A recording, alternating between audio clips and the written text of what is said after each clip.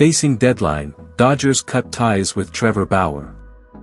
The team is still required to pay Bauer $22.5 million for 2023 even after designating him for assignment.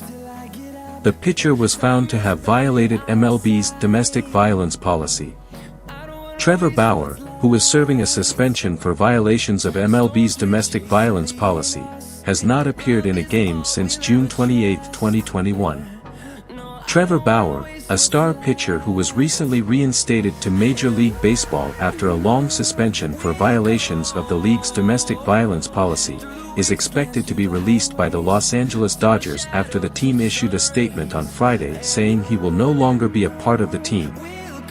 Bauer, 31, had his 324-game suspension reduced to 194 games by an independent arbitrator on December 22, which triggered a 14-day window for the Dodgers to either activate him to the team's 40-man roster or designate him for assignment, a form of baseball limbo in which a player can be released, sent to the minors, claimed by another team off waivers or traded.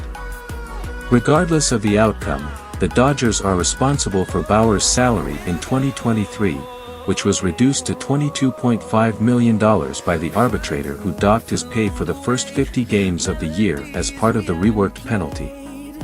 The move came after months of debate about how the team should handle a situation in which Bauer, who joined the team as a free agent in February 2021, was sidelined as MLB investigated sexual assault allegations by multiple women.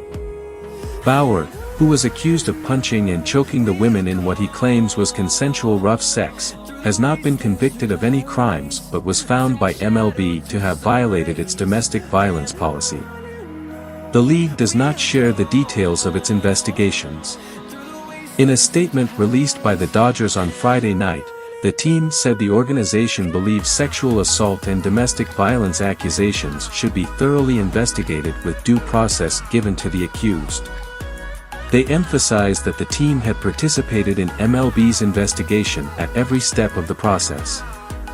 Now that this process has been completed, and after careful consideration, we have decided that he will no longer be part of our organization, the statement said.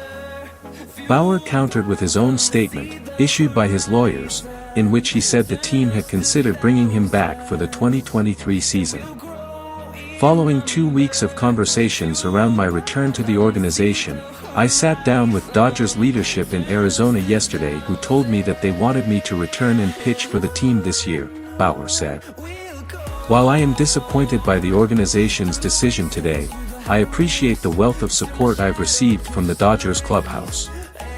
I wish the players all the best and look forward to competing elsewhere. The initial suspension, handed down by Commissioner Rob Manfred in April, was for 324 games, the equivalent of 2 full seasons, and did not include any backdating for the time Bauer already missed while on paid administrative leave. The league and its players' union agreed to have an independent arbitrator handle Bauer's appeal of the suspension.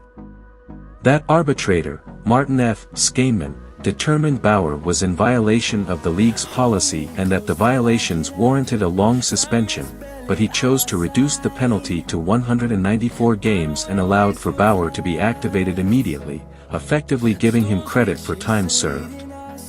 Even with the reduction, Bauer's suspension is the longest of its kind in MLB history, and in the end it will have cost Bauer $37.5 million of salary, which is the steepest penalty the league has levied. Throughout the process, Bauer has been active on social media, denying the allegations and sharing pitching tips. When the reduction of his suspension was announced last month, his lawyers issued a statement saying they disagree that any discipline should have been imposed, and he tweeted about doing a video log of the upcoming season and said, "Can't wait to see y'all out at a stadium soon." For the Dodgers, bringing Bauer back was most likely not worth the negative attention the move would receive, even with the large amount of money the team is still required to pay him.